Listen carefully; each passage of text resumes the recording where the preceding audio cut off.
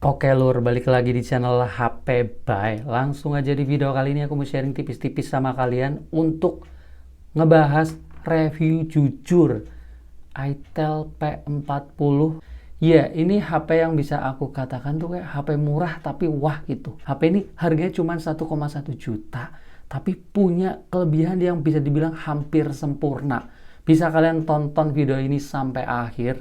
Oke, yang pertama aku akan ngebahas dari segi tampilannya dulu, desainnya. Ya, ini sih sampai hari ini aku tuh kayak masih seneng banget sama desain HP ini. Desainnya kayak kece banget, bahkan aku tuh jadi inget pernah beli Infinix Note 12 VIP yang harganya hampir 4 juta, tuh modul kameranya seperti ini, gede guys. Terus punya back cover yang ada teksturnya yang nggak licin sama nggak gampang ngeblak sidik jari. Terus HP ini juga punya build quality yang pegangannya itu termasuk solid gitu. Fix ini dipandang HP itu enak banget desainnya. Dan jangan lupa HP ini punya fingerprint ya. Jujur performa fingerprintnya memang bisa dibilang cukup lemot. Tapi untuk HP yang harganya 1 juta kecil kayak gini aku nggak bisa komplain sih. Ini sebuah kelebihan soalnya masuknya karena di brand lain masih jarang guys. Selanjutnya yang kedua ini jujur aja ya, layarnya ternyata cukup nyaman di mata gitu. Memang kalau dari segi spek ini biasa banget guys. Layar masih IPS, resolusi 720p, refresh rate 60Hz, kayak biasa banget. Tapi untuk user experience, aku tuh ngerasain HP ini layarnya kayak nyaman dan enak. Coba deh kalian lihat dari kualitas warnanya, ini kayak nggak pucet gitu. Cukup gonjreng banget sih, enggak, tapi kayak buat penggunaan harian nonton-nonton terus ngeliat foto-foto, buat scrolling-scrolling sosmed, ya ini kualitas layarnya masih bagus. Terus aku suka kualitas warna putihnya yang bisa dibilang cukup natural, maksudnya tuh kayak nggak kebiruan ataupun terlalu kekuning-kuningan gitu. Terus jujur biasanya HP murah tuh brightness layarnya kayak kurang terang di luar ruangan ya. HP ini ternyata cukup terang guys. Seperti kalian lihat aku nih pakai di bawah sinar terik matahari, layarnya masih kelihatan gitu. Selanjutnya ini pada bagian kamera. Jujur aja aku tuh masih bisa dibilang cukup nyaman dengan kamera HP ini. Resolusi 13 megapiksel belakang, depannya 5 MP. HP ini di kelas harganya fotonya masih cukup oke guys. Warnanya masih cukup hidup di foto pencahayaan siang hari dengan ketajaman yang masih cukup detail. HDR-nya juga cukup ngebantu. Paling fokusnya aja yang kadang-kadang itu gagal fokus, jadi di beberapa kondisi kadang perlu di tap. Kalau nggak di tap fokus tuh kayak gambarnya gagal fokus guys fotonya. Untuk selfie-nya 5 megapiksel, tapi untuk kualitas hasil fotonya sekali lagi di harga segini kayak masih cukup oke ya guys. Kualitas selfie-nya masih cukup natural tuh. Kalian bisa lihat muka aku kayak masih enak gitu, nggak putih banget. Juga detailnya masih cukup tajam. Meskipun karakter warnanya kadang-kadang itu nggak konsisten guys. Kalau untuk yang agak sore, di sini memang dari segi ketajaman mulai menurun, noise juga udah mulai banyak, tapi masih cukup bagus karena warnanya nggak berkurang atau kayak jadi pucet banget gitu.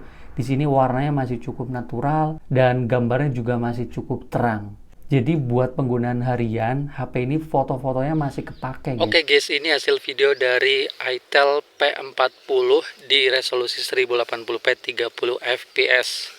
Jelas belum ada stabilisasi di harga 1 juta kayak gini, apalagi 1 juta kecil. Dari segi warnanya sih kalau aku lihat cukup natural ya.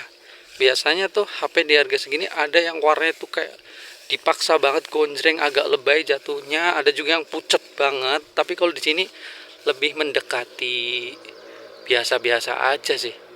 Oke, ini hasil video dari kamera depan 1080p 30 fps. Di sini aku nggak bisa ngeliat banget, tapi untuk kualitas videonya sih untuk HP harga 1 juta lumayan lah ya, masih bisa kepake buat dokumentasi. Di sini warnanya masih lumayan natural guys, tajamnya juga lumayan tajam. Oke sih. Oke, ini yang keempat kalau nggak salah pada bagian performa lah ya intinya. Jujur aja aku awal kali beli HP ini tuh sempat kayak khawatir nggak bisa main game, nggak bisa push rank gitu. Karena chipsetnya ini pakai Unisoc SC96 9863A ini jujur aku asing dengan chipset ini. Biasanya aku tuh yang kenal Unisoc seri T606, 612 itu tuh cukup bagus. Di sini RAM-nya 4GB, internal 64. Ini sebuah kelebihan ya, karena internal gede bisa download aplikasi banyak, nyimpen file juga banyak. RAM-nya juga 4GB, nanti buat multitasking juga ngaruh. Nah, ternyata aku cobain buat main ML tuh. Main ML di rank aku tuh rank mythic gitu kan, harusnya HP-nya nggak boleh kentang-kentang banget gitu. Ternyata masih lancar guys, dengan settingan sedang gitu. Performanya memang nggak kenceng yang licin banget, halus kayak gitu nggak, tapi bisa dibilang jarang patah-patah, jarang nge-lag, masih bisa buat push rank. Jadinya sampai hari ini HP ini kerap aku pakai buat push rank karena memang performanya masih bisa gitu buat main ML. Nah, aku kan penasaran buat main PUBG kayak apa. Akhirnya aku download PUBG nih. Dan ternyata buat main PUBG masih bisa gitu, masih lancar-lancar aja, nggak patah-patah. Dengan settingan yang tentunya sebisanya HP ini gitu. Tapi bisa dibilang masih bisa buat main game. Ini gila sih, ML sama PUBG di kelas 1,1 juta, ini performanya masih bisa buat gaming. Buat harian, ya ini bisa banget kayak buat sekedar sosial media, terus chatting-chatting, internetan, multitasking di beberapa aplikasi. Keseharianku tuh masih bisa dibilang cukup lancar dan jarang ngerasain kayak aplikasi keluar sendiri, login ulang gitu, ataupun ngeblank, jarang guys. Oke guys, sekarang yang kelima pada bagian speaker. Nah, ini adalah salah satu bagian yang aku ngerasain agak kurang di HP ini. Tapi, kalau ngingat harganya di 1 juta kecil juga, di HP yang pernah aku coba juga mirip-mirip kayak gini. Pada bagian speakernya itu volumenya kayak kurang keras gitu. Jadi ini waktu dipakai di luar ruangan cukup kerasa, apalagi di pinggir jalan ataupun di tempat rame gitu. Speakernya kayak kurang kedengeran kalau nggak di fullin volumenya guys. Tapi kalau untuk penggunaan di dalam ruangan, kamar, ya speakernya masih cukup kedengeran gitu.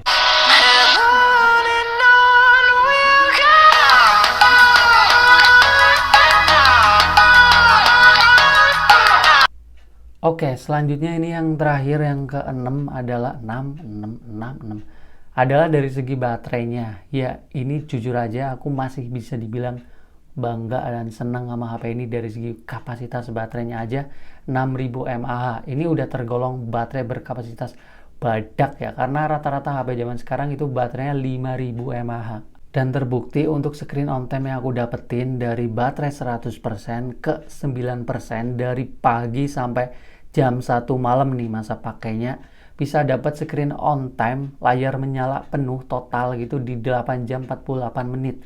Ya, ini udah termasuk sesuai dengan kapasitas 6000 mAh, karena biasanya baterai 5000 mAh tuh SOT-nya di 6 jam, 7 jam gitu guys. Ini tembus 8 jam. Bisa dapat screen on time lebih dari 8 jam sih udah fix ngebuktikan HP ini bakal kuat buat dipakai 1 harian penuh. Dan untuk ngecasnya juga bisa dibilang ternyata di luar dugaan, karena ini baterainya kan 6000 mAh. Aku pikir tuh bakal lama gitu. Tapi karena charger bawaannya udah 18 watt, tapi udah lumayan banget di kelas harga segini, rata-rata masih 10 watt aja guys. Aku ngecas dari baterai 17%, itu kan baterai udah merah bisa dibilang kan ya. Sampai ke 100% butuh waktu 2 jam 27 menit. Kalian bisa lihat di screenshot-nya. Tergolong nggak lama gitu guys. Biasanya baterai 5000 mAh di entry level di brand lain, ada aku menemukan yang di atas 3 jam. Ini baterai 6000 mAh tapi masih di 2,5 jam gitu, masih oke lah. Sedikit tambahan buat kalian yang mungkin bertanya-tanya, bang user interface-nya gimana gitu. Memang ini tuh masih mirip-mirip dengan UI Infinix ya, yang di home screen aja kalau kita scroll ke atas ini nggak bisa balik, terus ke bawah juga balik, terus menu-menunya juga masih berantakan. Dan di sini juga bloatware aplikasinya masih bisa dibilang cukup banyak, tapi ini aku tuh ngerasain iklannya nggak sebanyak HP Xiaomi gitu guys. Kayak buka kunci layar tuh nggak muncul iklan. Terus buka aplikasi bawaan kayak tema, nih kalian bisa lihat nggak muncul iklan. File gini nih, nggak muncul iklannya juga. Aku tuh ngerasain iklan muncul di HP ini tuh kayak belum pernah ya. Paling notifikasi doang sih yang memang cukup banyak, kayak aplikasi bawaannya tuh nampilin notifikasi. Tapi itu juga bisa dimatiin guys. Oke guys, jadi mungkin segitu doang yang bisa aku sharing sama kalian review jujurnya pakai itel P40 ini. Ya kalau dari segi bisa dibilang plus-plusnya tuh banyak ya, kayak tadi desainnya, terus layarnya juga bisa dibilang masih nyaman di harganya. Terus baterai yang bisa dibilang awet, performa yang masih bisa dipakai buat main game. Kamera juga bisa dibilang cukup baik di kelas harganya. Paling yang kayak kurang enak tuh pada bagian speakernya yang memang kayak kurang keras. Fingerprintnya yang memang kayak cukup lemot, tapi ada fingerprint ini aja udah bagus. Jujur aja kalau aku tuh kayak kepaksa banget lagi hemat budget dan pakai HP pribadi 1 jutaan kecil, aku bakal pilih HP ini buat daily driver guys, karena hampir sempurna dibanding HP entry level lain yang pernah aku coba di 1 jutaan kecil. Kayak ini kayak paling sempurna dan paling hemat budget gitu. Udahlah, HP ini menurut aku masih worth it sih. Kalau menurut kalian gimana nih? Kalian bisa berkomentar aja pendapat kalian dengan HP ini. Buat yang pernah pakai juga bisa sharing aja di kolom komentar. Kita bakal ketemu lagi di video selanjutnya dan bye bye guys.